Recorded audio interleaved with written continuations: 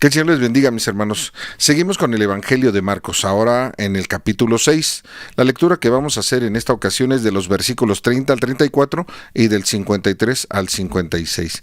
Dice la palabra de Dios: Entonces los apóstoles se juntaron con Jesús y le contaron todo lo que habían hecho y lo que habían enseñado.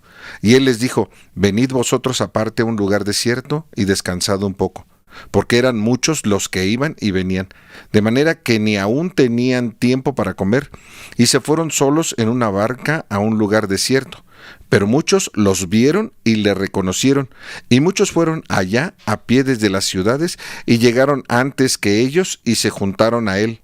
Y salió Jesús y vio una gran multitud, y tuvo compasión de ellos, porque eran como ovejas que no tenían pastor, y comenzó a enseñarles muchas cosas. Terminada la travesía, vinieron a tierra de Genesaret y arribaron a la orilla.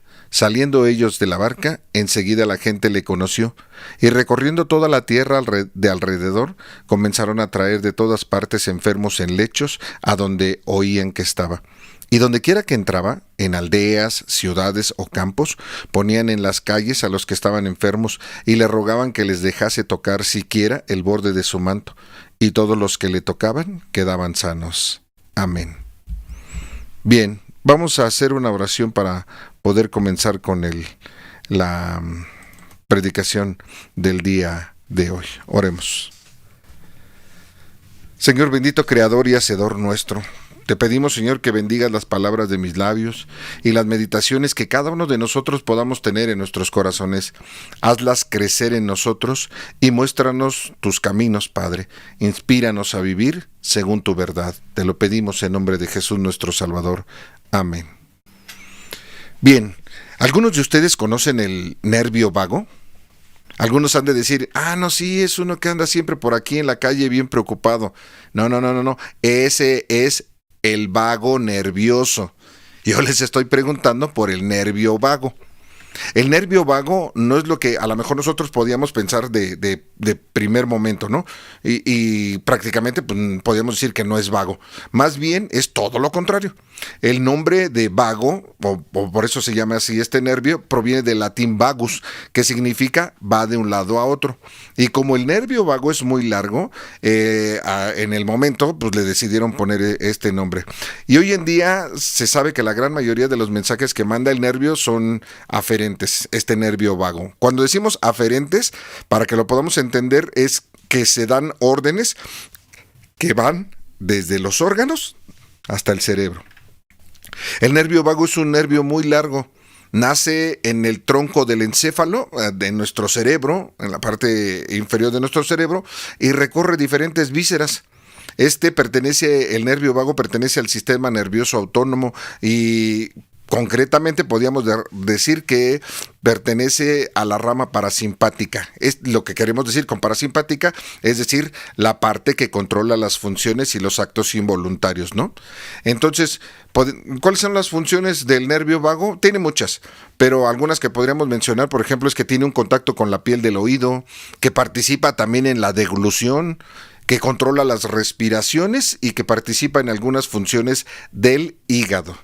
Entonces, cuando la comunicación del nervio vago con cualquiera de estos órganos no es correcta, entonces las funciones de cada uno de estos órganos se ven alteradas. Entonces puede ser un motivo por el que en este día hay tantos casos de problemas digestivos en la actualidad, ¿no? Pero no lo vayan a agarrar de pretexto y digan entonces que ahí estamos gorditos porque hay ese nervio vago, ¿no? No se trata de eso. Aquí hay algo importante que tiene que ver precisamente con el estómago. Fíjense que el cerebro y el estómago están directamente conectados a través de este nervio vago. Y esta conexión une las 500 millones de neuronas que se encuentran en el estómago con las 100 billones de neuronas que se encuentran en el cerebro. Y ocurre en ambas direcciones, como lo decíamos desde hace rato. Por lo que si algo pasa en un lado, el otro lado reacciona, ¿no? Si se siente una emoción intensa, tendría entonces un efecto intenso también en el cuerpo y obviamente en la mente. Entonces, el estómago, por ejemplo, es sensible a una gran variedad de emociones y podemos mencionar a lo mejor algunas: la ansiedad, la felicidad, la tristeza, la ira, la euforia, el miedo y muchas otras más, ¿no? Entonces, al sentir este tipo de emociones, podemos decir que entonces existe un efecto sobre el estómago, y muchos de nosotros esa sensación que llegamos a tener le llamamos o decimos siento un hueco en el estómago, ¿no? Algunos dicen un nudo, ¿no? Siento un hueco o un nudo en el estómago, ¿sí? Entonces, precisamente es por esta conexión que existe a través de este nervio entre el cerebro y los demás órganos, ¿no? Incluyendo también lo que es la parte del estómago, ¿no? Hay una doctora que se llama Lourdes Thomas que dice que la serotonina, esta que le llaman la hormona de la felicidad, se produce un 10% en el cerebro, en las neuronas que se encuentran en el sistema nervioso, y el restante 90% se encuentran en el tracto intestinal. En el estómago, dice esta doctora. Hace mención que la serotonina, junto con los neurotransmisores, la dopamina y la noradrenalina, participan en los mecanismos que rigen la preocupación, la ansiedad, el miedo, la angustia y la agresividad. Y entonces aquí a lo mejor podríamos, con este panorama, con esta pequeña introducción, entonces podríamos irnos al texto del día de hoy, ¿no? Porque dice el versículo 34 que leímos, Evangelio de Marcos capítulo 6, versículo 34, dice que Jesús, cuando vio a la multitud, tuvo compasión de ellos. Fíjense que Marcos en su evangelio hace notar en varias ocasiones que Jesús tenía compasión de las personas. Y aquí hay algo que debemos hacer notar con respecto a la palabra compasión.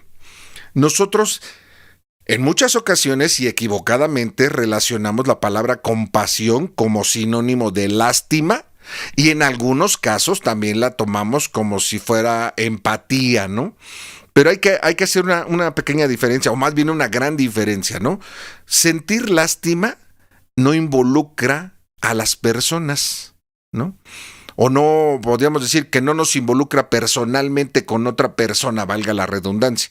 Cuando nosotros sentimos lástima por alguna persona, dentro de nuestro mismo sentir está el hecho de que de alguna manera nos sentimos superiores a la otra parte, a la otra persona.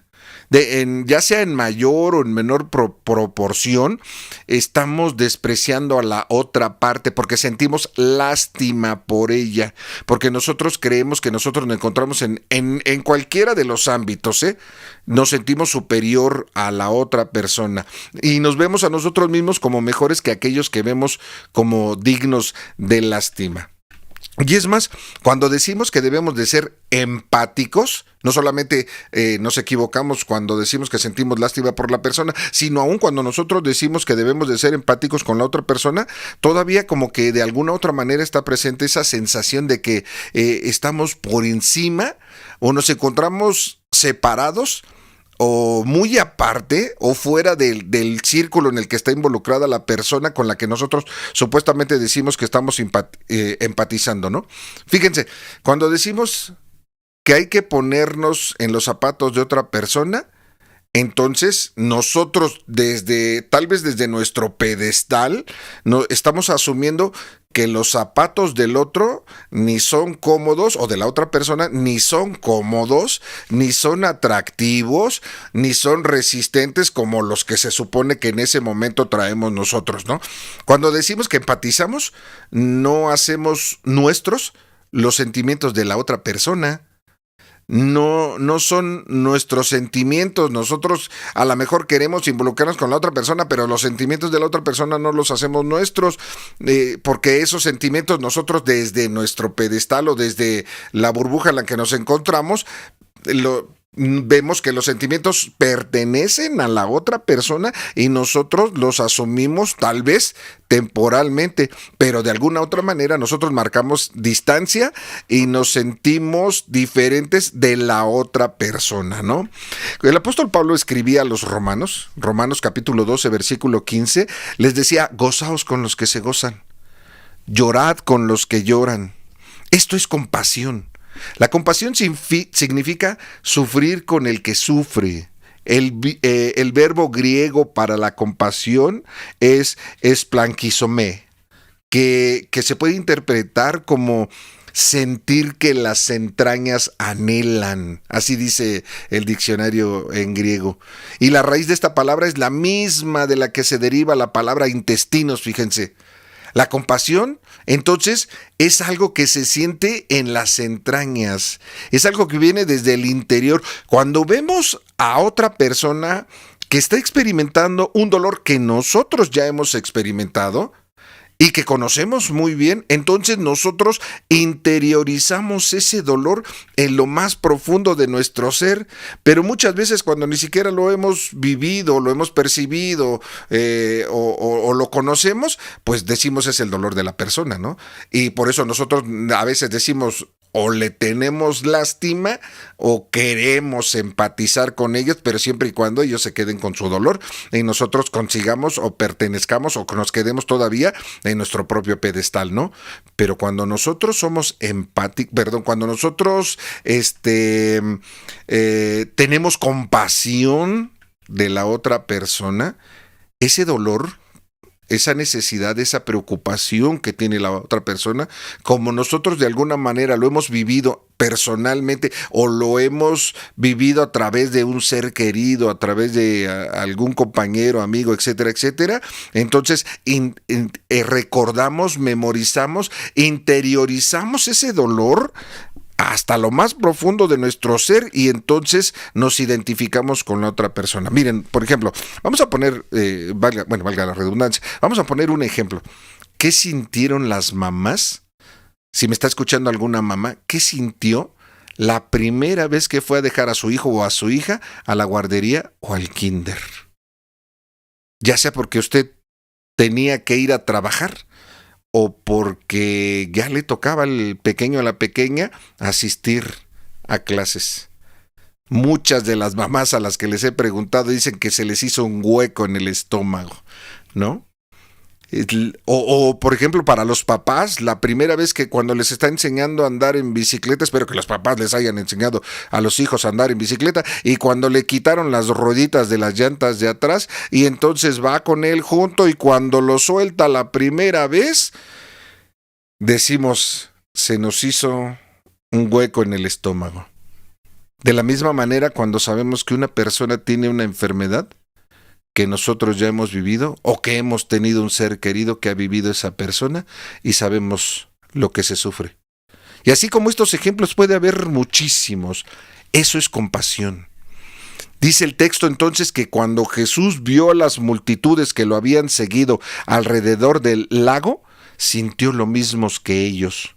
Sintió su dolor, sintió su necesidad, sintió su desconcierto, su necesidad de conocer a Dios, no como los escribas y los maestros se lo habían impuesto, sino como verdaderamente era Jesús, era Dios. Y entonces cuando Jesús miró a aquellas multitudes que lo habían perseguido alrededor del lago, él mismo sintió su dolor, él sintió su confusión, su profundo deseo de conocer a Dios de una manera diferente a la que los escribas y los maestros pudieron haberles mostrado en algún momento. Jesús sintió su necesidad de conocer el amor de Dios por ellos. Sufrió como ellos sufrieron en lo más profundo de su ser. Y aquí podíamos decir, con toda la introducción que pusimos hace rato, que Jesús, su nervio vago, la serotonina, su cerebro, todo se conectó y le produjo un hueco en el estómago, sintiendo él compasión por las personas, no lástima, no empatía. Jesús, dice el texto, sintió compasión. Así de la misma manera, cuando Jesús nos mira a ti y a mí, también tiene compasión de nosotros. Él siente nuestro dolor. nuestra tristeza, nuestra frustración, nuestra preocupación. Él sufre con nosotros en nuestras relaciones rotas, en nuestra necesidad económica tal vez de llegar a fin de mes, en el profundo deseo que todos tenemos a veces de estar bien con Dios. Él nos ve correr de un lado al otro, así como dice el texto también, como ovejas sin pastor, y nos llama a caminar con Él como Él camina cerca de nosotros. Y aquí hay otro detalle también muy interesante. El mar de Galilea no es muy grande, de manera que el texto dice que cuando Jesús les dijo que se subieran a la barca para ir a un lugar desierto a descansar, se subieron a la barca y zarparon en ella. Esa barca, si el mar de Galilea no era muy grande, esa barca podía ser observada desde cualquier orilla del mar de Galilea. Por eso también dice el texto que muchos lo vieron. Puede ser que algunos desde donde zarparon hacia donde iban, corrieron por la orilla, ¿no? Puede ser otros que les llegó la noticia de que en esa barca se había subido Jesús y que iba con sus discípulos, a lo mejor trataban de adivinar hacia dónde llegaba y ahí andaban buscando, corriendo, viendo a ver dónde llegaban. Pero el detalle aquí es que la gente podía seguir con la vista e ir al lugar donde se dirigían. Entonces, cuando Jesús les está diciendo a sus discípulos que van a ir, que se dirijan a un lugar desierto, todos nos estamos imaginando que a lo mejor podría ser una parte desértica de las regiones cercanas, ¿no? Galilea, Decápolis, que son parte de las ciudades que están por ahí cercas y que son regiones que rodean el mar de Galilea. Pero si ellos eran visibles desde cualquier lugar de la orilla del mar, la gente los iban a estar siguiendo. Entonces, de donde zarparon a donde llegaran, ahí iba a estar la gente. Entonces, el único lugar solo y apartado donde Jesús podía estar junto con sus discípulos era en la barca. Dice el versículo 31, venid vosotros solos a un lugar desierto para descansar un poco. Cuando Jesús dice esto, creo que se refería a ese momento que pasaron en la barca. A ese momento en el que Jesús estuvo solo con sus discípulos, no a la orilla, sino ya hacia adentro del lago. Ese podría ser el lugar más desértico de todo alrededor donde se encontraba Jesús en ese momento, porque la gente los estaba viendo, porque la gente los estaba siguiendo, porque donde estaban, a donde llegarían, ahí iba a haber multitudes. Entonces el único lugar en el que Jesús podía estar solo con sus discípulos sin que las multitudes los agobiaran era en esa barca. El tiempo que les tomó remar desde una orilla del mar hasta el otro lado donde llegaran, podríamos decir que fue el tiempo que Jesús le dio a sus discípulos para que pudieran descansar de su ministerio y para poder estar a solas con Él en la barca. Y esto nos puede llevar o nos trae una meditación, una reflexión que podemos tener nosotros. Aunque dentro de la barca puedan existir tormentas, es el único lugar seguro y tranquilo donde podemos encontrarnos con Jesús, permaneciendo junto con Él, cerca de Él. Ese es el lugar de descanso que Él puede ofrecernos a cada uno de nosotros. Luego dice el texto que las gentes los veían navegar en el barco, en el mar, y no sabían a dónde iban. Solo los iban siguiendo. Ellos se imaginaban tal vez el lugar donde iría Jesús, pero no lo sabían. Ellos andaban adivinando. Por eso el texto dice que Jesús los veía como ovejas sin pastor, corriendo delante de aquel que deberían de seguir. ¿Y cuántas veces nosotros nos hemos encontrado en la misma situación? Estamos en ese mismo estado, tratando de adivinar lo que Jesús quiere para nosotros. Tratamos de adelantarnos. En lugar de ir en la barca junto con Él y escucharle y estar cerca de Él, tratamos de hacerle el adivino.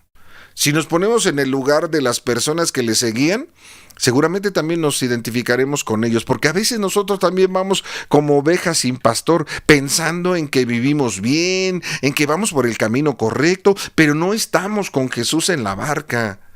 Y aun y cuando nosotros podemos decir que tal vez pertenecemos al pueblo de Dios, no estamos cerca de Jesús, no estamos en la barca con Jesús, andamos corriendo por la orilla del mar en nuestro camino, tratando de adivinar, pero no estamos en el mismo barco con Él.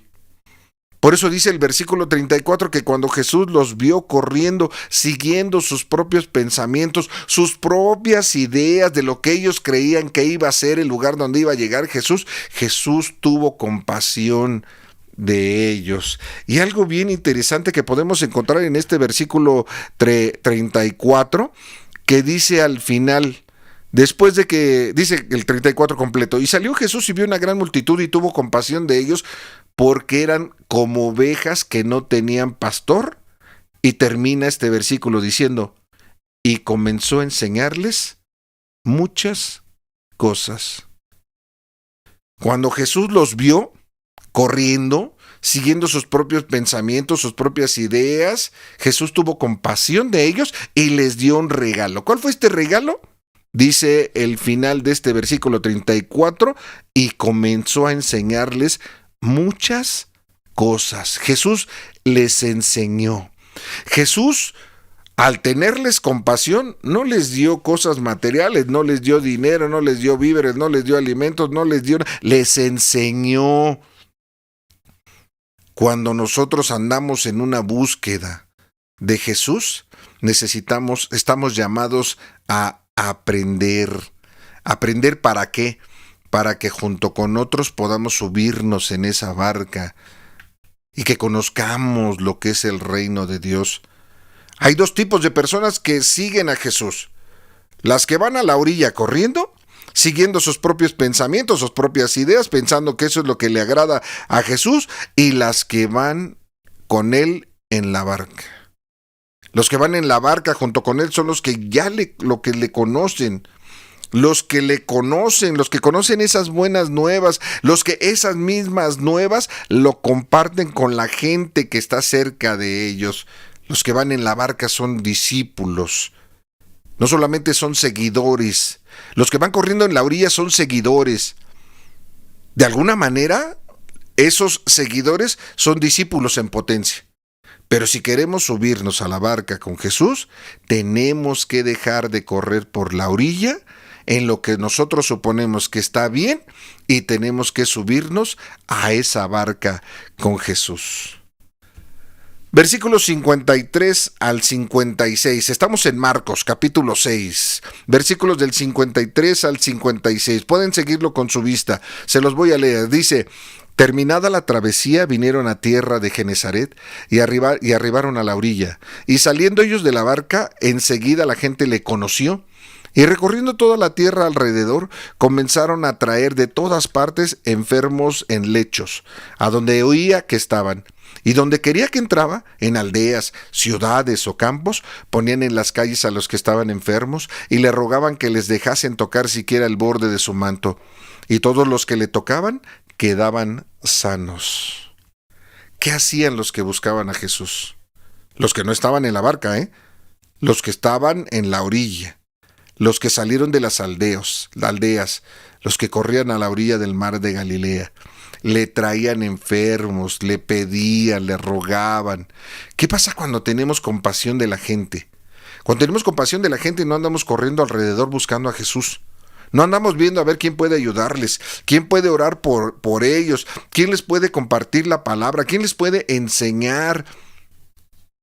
Porque cuando nosotros estamos en la barca con Jesús, nosotros somos los que podemos orar con ellos, nosotros somos los que podemos compartirles la palabra, nosotros somos los que podemos discipularlos, porque nosotros mismos ya hemos sido discipulados, porque nosotros mismos ya hemos sido enseñados. Si nosotros quisiéramos identificar a una persona que está en la barca con Jesús y la que está en la orilla, aquellas que están en la orilla son aquellas que cuando alguien les presenta alguna necesidad de todo esto, dicen, ok, sí, le voy a decir al pastor que ore, ¿no? O el hermano fulanito de tal que tiene el ministerio y ora para que ore por ella o por él, ¿no? O déjeme traerle a alguien para que le predique la palabra. ¿Por qué? Pues porque toda su vida se la han pasado corriendo a la orilla, esperando a que llegue Jesús.